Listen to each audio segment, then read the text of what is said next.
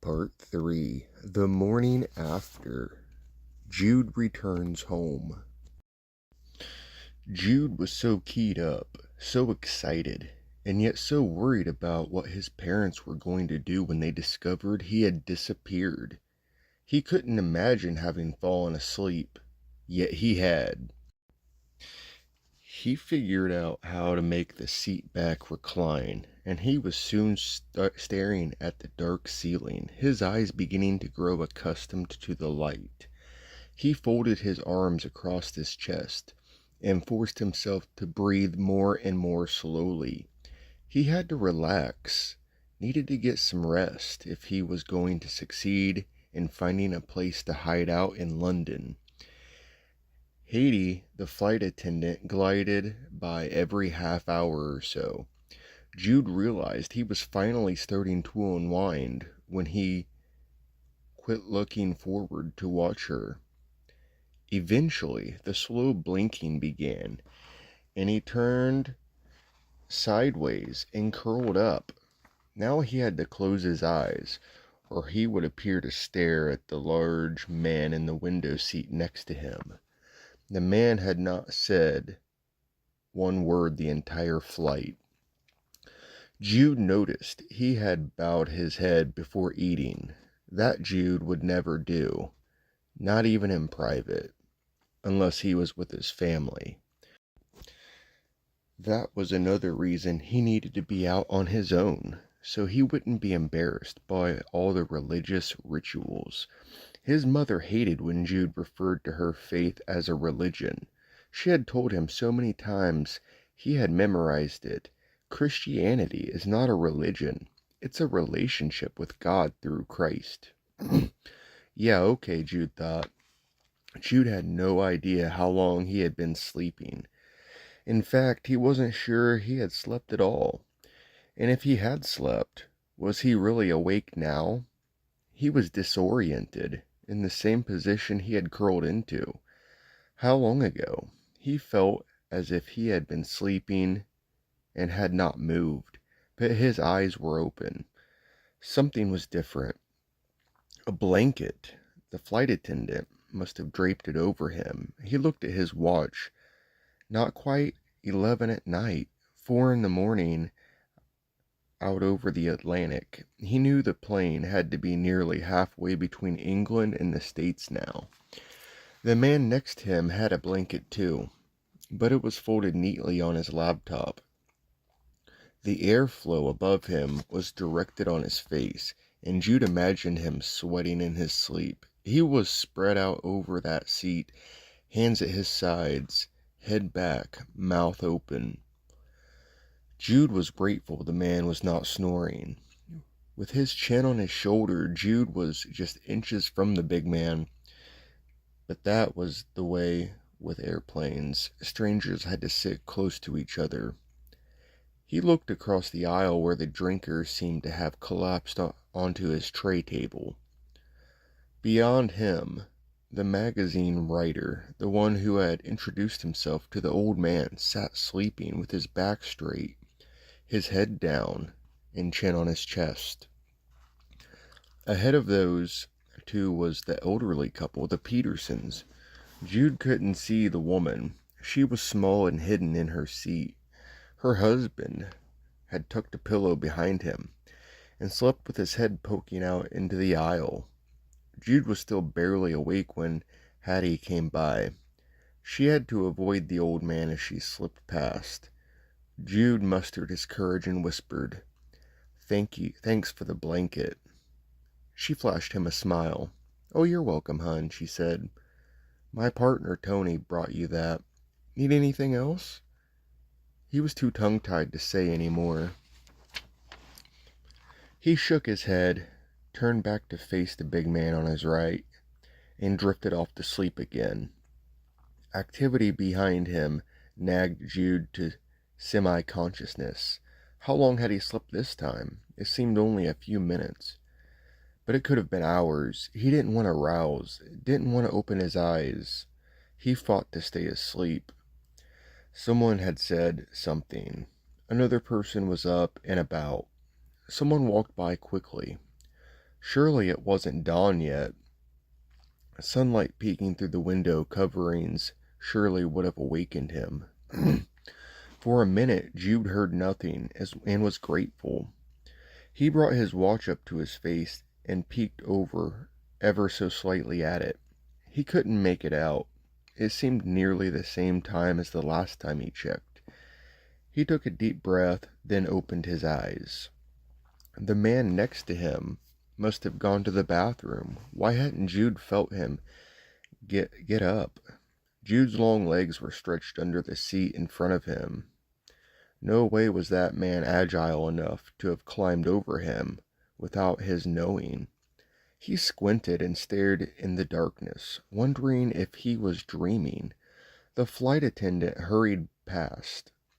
She more than hurried. She was nearly sprinting up the aisle towards the cockpit. This was no dream. Jude sat straight up and noticed a few others doing the same. He craned his neck and looked back towards the circular stairway that led to the coach class. He heard too much activity for the middle of the night. Someone shrieked and another called out, but he couldn't make it out. Just as Haiti reached the cockpit, Jude saw the door open and one of the pilots mosey out. Haiti nearly bowled him over. Jude couldn't hear them, but it was clear she was upset, maybe scared. Did she know something the pilot didn't? Was something wrong with the plane? Wouldn't that be a kick in the teeth? Jude dying in a plane crash on his first night of freedom? His parents would never understand. Haiti pulled the pilot out of the aisle and into the cooking compartments. Jude was desperate to know what was going on. He heard a noise up there, as if she had fallen. He leaned into the aisle and saw her on her knees whimpering. The captain seemed to be trying to comfort her, and she held on to him as if scared to death. Suddenly, Jude felt very young and very afraid. Behind him, more people were crying. What was going on? What were they saying? The young man and the drunk across the aisle were both sound asleep. Jude could no longer see the old man, and the two people in front of Jude must have slid down in their seats too. The pilot left Haiti in the galley area and stepped out into the aisle, as if studying the seats in first class. Jude pulled off his blanket and tried to catch the captain's eye, to read something on his face, but it was too dark, and the pilot was distracted. From the seat ahead of him and to the left, he heard the voice of the old woman. What in the world, she said. Harold? Was something wrong with the old man? Jude couldn't resist standing to look. Everyone else in first class seemed to be sleeping. He unfastened his seatbelt and rose to look at the old couple. The woman sat there with her husband's sweater and dress pants in her hands. Jude shook his head, trying to clear his mind. What was she doing with her husband's clothes? And where was he?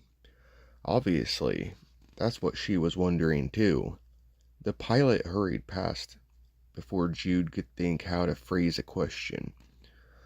All he wanted to know was what was going on. But the pilot and certainly the flight attendant didn't seem to know either.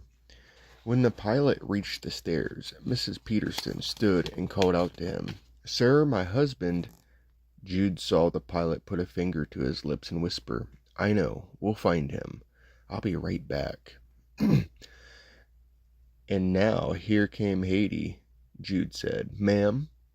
But she didn't answer. She grabbed the pilot by the shoulders from behind. Should I turn on the captain lights, she asked. No, the pilot whispered. The less people know right now, the better. What did that mean?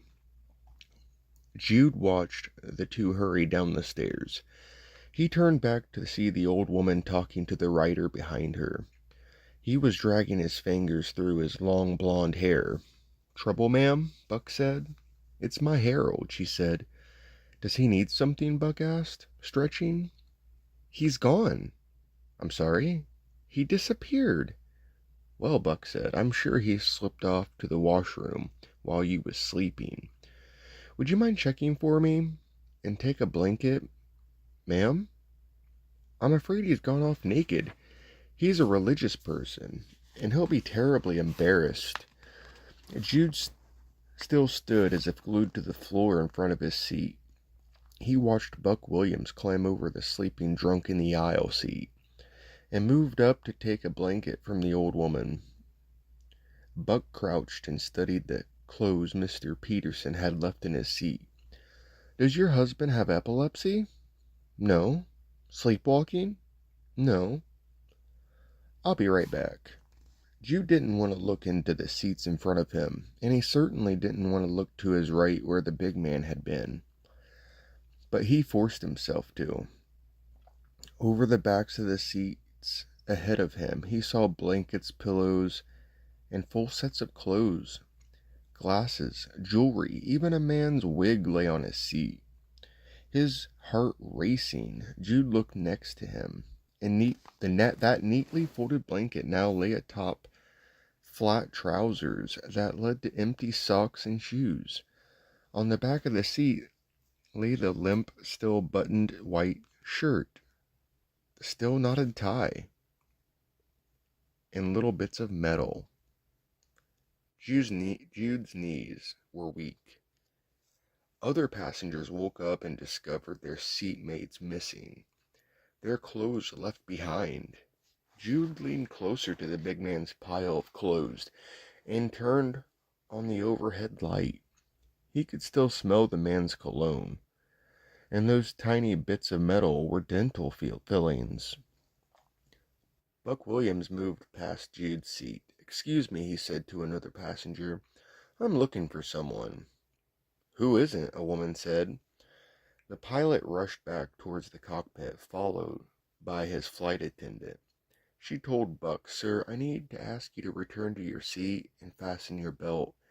Haiti turned and gave Jude a look as if she expected the same from him. He sat quickly and refused to look at the clothes his seatmate had left behind. Buck tried to explain. "Everybody's looking for someone," Hattie said. "We hope to have some information for you in a few minutes. Now please."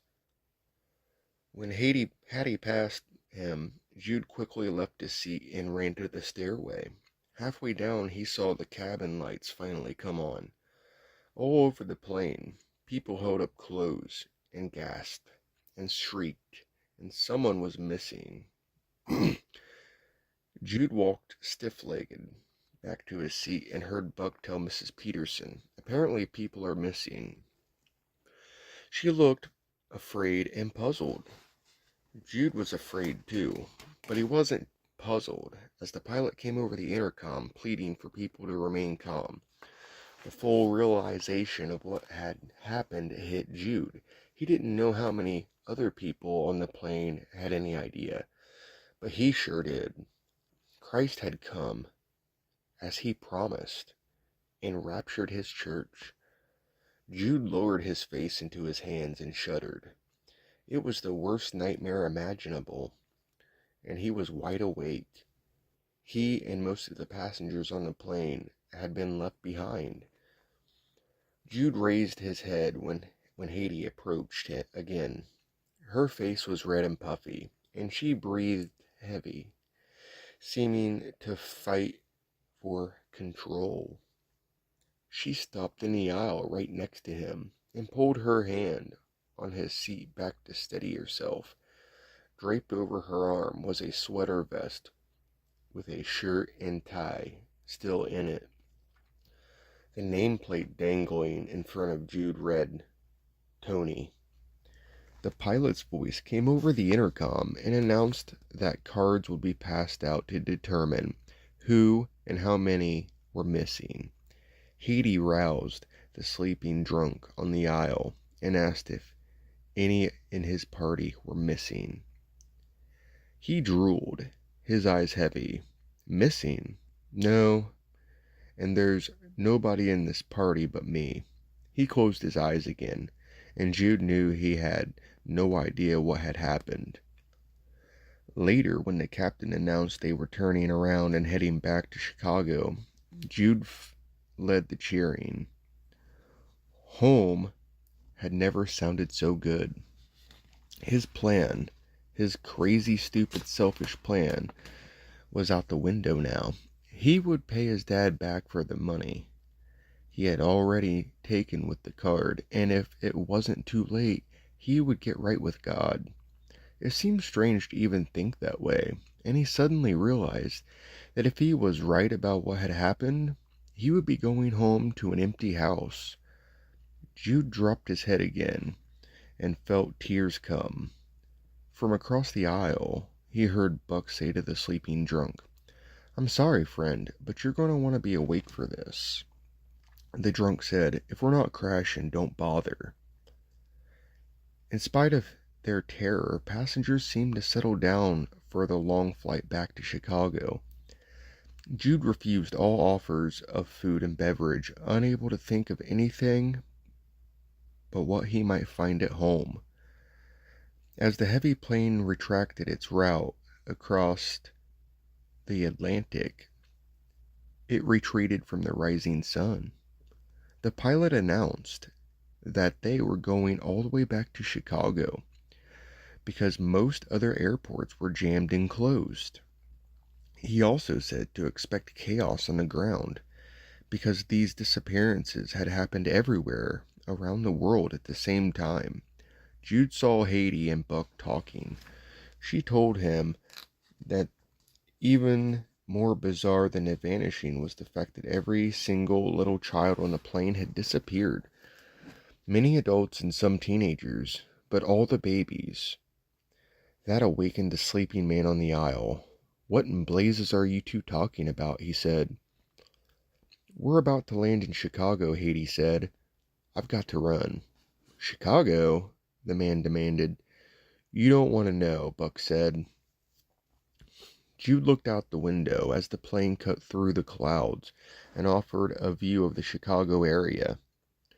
Smoke, fire, cars off the road and smashed into each other, and trees and guardrails, planes and pieces on the ground, emergency vehicles, lights flashing, picking their way around the debris.